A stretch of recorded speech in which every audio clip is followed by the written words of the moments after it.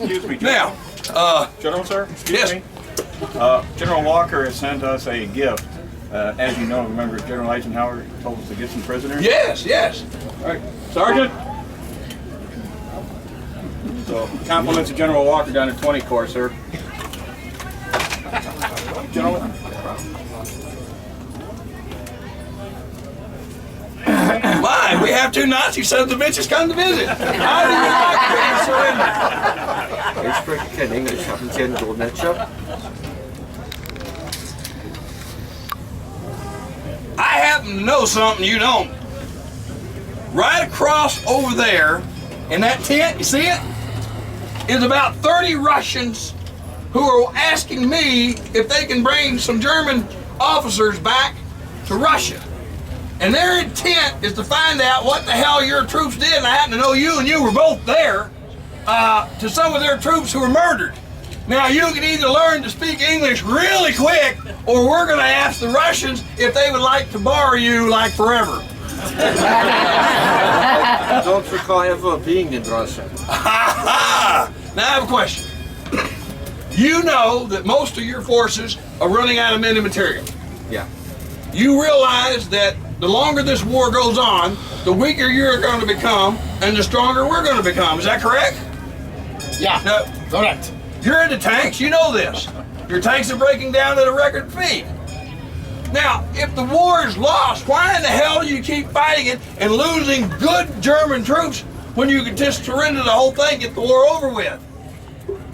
General.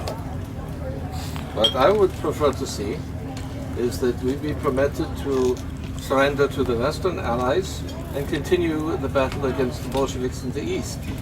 You mean fight the Russians with the Germans? Yeah. Yeah. God damn, what a good idea, but I don't think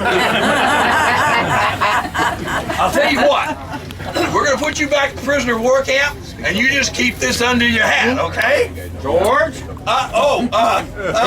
The Russians are our allies Well, yes, they are. and will be our allies. Oh, Yes. Do we understand? we do. Just forget anything I ever said, Thank you. but see me a little bit later. Yeah. Well, it was nice. I don't think Now, they you will go be back your to the camp. allies later. General. All right. They may not be, but right now they're helping us kick your butt. Well, yes. Now, what do you have? What do you have back there? I thought you would like to join us for a toast to our To who? surrender. To our surrender. Well, that's a good toast. Very well. We'll drink it a little bit later. Very good. All right, I'll see you back. We have some things to discuss Very well. about their surrender, sir. All right. Wiedersehen, General. Take the people away. We'll get back to what I'm going to do later. General Bradley, sir, I see y'all come back. You didn't miss anything. All right, we've been here a long time. We didn't even. I got a guess? You have a guess. I have a guess? Make sure he doesn't have a weapon on him.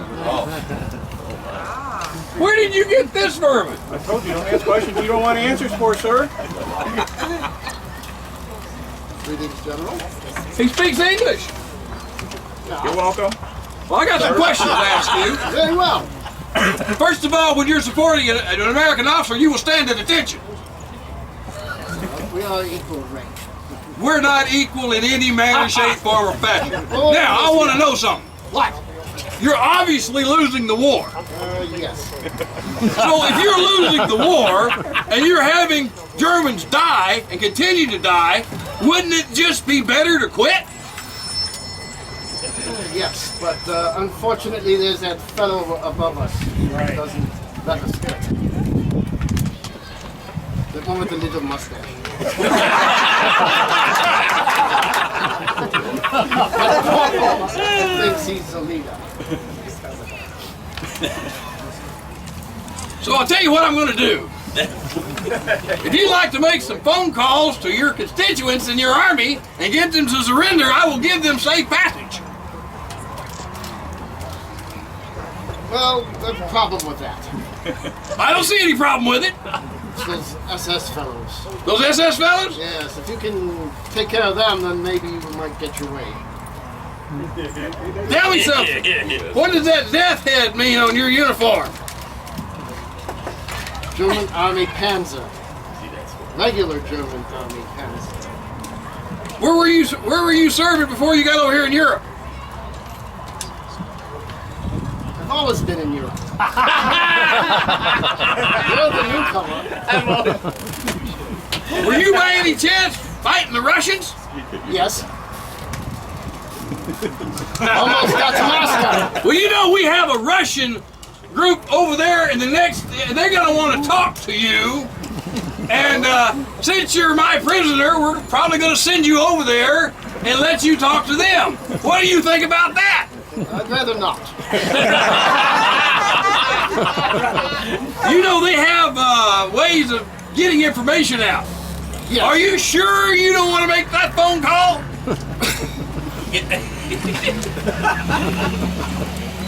Well, if I make the phone call, it's still not going to work. Well, I would rather you make the phone call and give it a hell of a try than me send you over to the Russians. Yes. That would be a good idea. Now, let me tell you some real history, okay?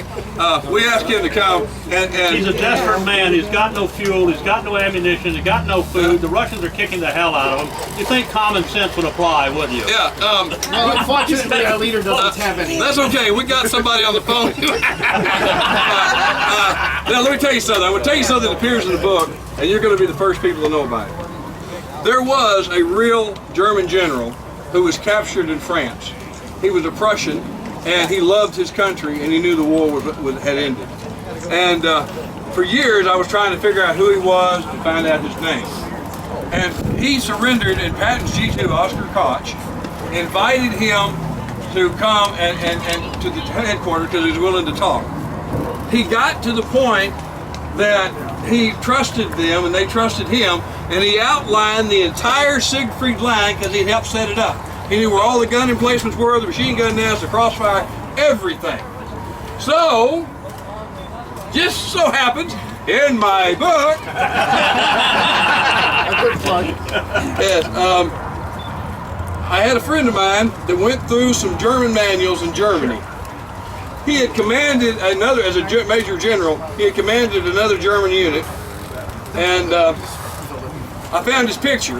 And through Robert Allen, who was assistant G2 in a private journal he should never have had, he named him. And this you're seeing for the first time Hans Schaefer, Lieutenant General, German Army, who helped crack the Siegfried line. And he was so good and hated the Nazis so much that he went, and after he gave information, he was quartered in England with the rest of the German generals. And he asked them, because I don't know whether he knew or not, but I think he suspected it was all being recorded. And he asked him, what did you do in this or that? And he got the generals to talk about the atrocities, and some of the information that they gave was used at the Nuremberg trial. So that here is a true hero in the German army because he was capable. And this man, come here. I tease with this guy. All of our reenactors are good, loyal Americans. Someone has to play the other side because you have to teach history. And so he can tell you the history. And I'll tell you, his uniform is made out of wool and it's black, and he's a lot harder than I am. A little bit, yes. Think of Patton? And what I'm going to do, huh? What did the Germans think of Patton? They thought they knew he was the best commander they had, and they when it came time to surrender, they would rather surrender to him because they knew there was no guilt in it, because he had actually bested them, and it was okay to surrender, except for the Nazi bastards who fought to the last man, which was just fine with Patton.